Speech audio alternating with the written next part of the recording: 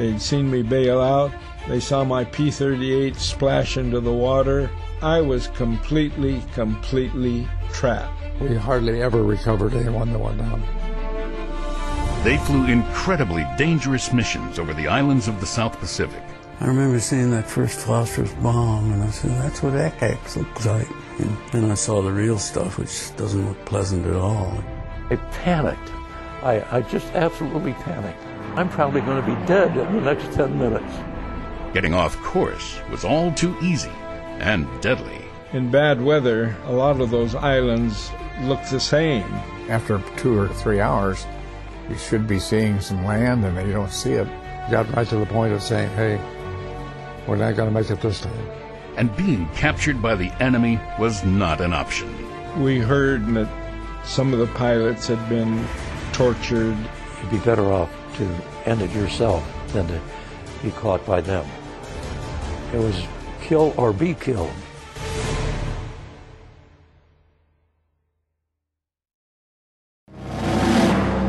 December 7th, 1941. The world and the lives of 5 young men changed forever.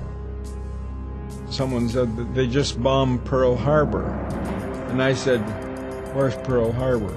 We knew right then and there that our college careers were over. I didn't know what the hell was going on. It's just mind-boggling what happens. 5 men in their early 20s from 5 different places in the United States were about to journey halfway around the world to places no one had heard of before. New Guinea was the second largest island in the world. The natives there, they were prehistoric. It was a different world out there. Living conditions were primitive at best. It's just that tough a country with jungles and all kinds of poisonous, vicious animals. It was frontline primitive South Pacific warfare.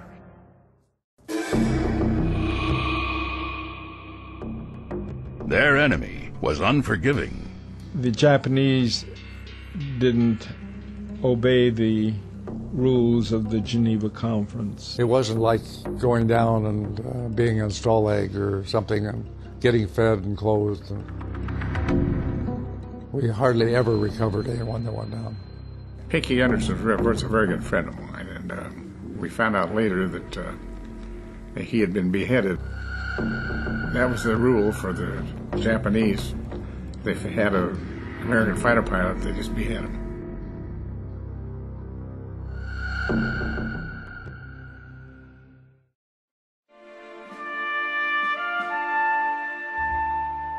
Each mission presented overwhelming odds to whether they would come home to fight another day.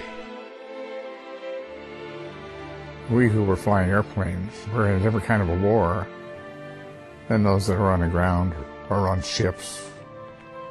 You'd leave your base and it wasn't a matter of 2 or 3 minutes. You're out of friendly waters. To the west were lots of islands. To the east is open ocean. And so if you're blown off course that way, you start sweating it out. You can't call anybody, and nobody called for help.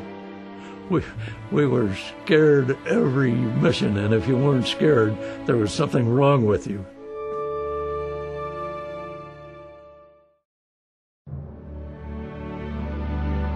Red Arc Media presents Vampire Squadron, the Untold Air War. It's the story of the instrumental role these young men played in the battle against Japan. From college campuses in the United States to the arrival of General Douglas MacArthur in Japan in 1945. For the first time, 5 of the few surviving pilots tell the story of the hardships they faced and how luck was the difference between life and death. I thought to myself, if I ever get out of this mess, I'll never worry about anything again. We weren't thinking about our constitutional rights or anything. We wanted to defeat them because they wanted to defeat us. First Lieutenant Henry Storino, serial number 0748831.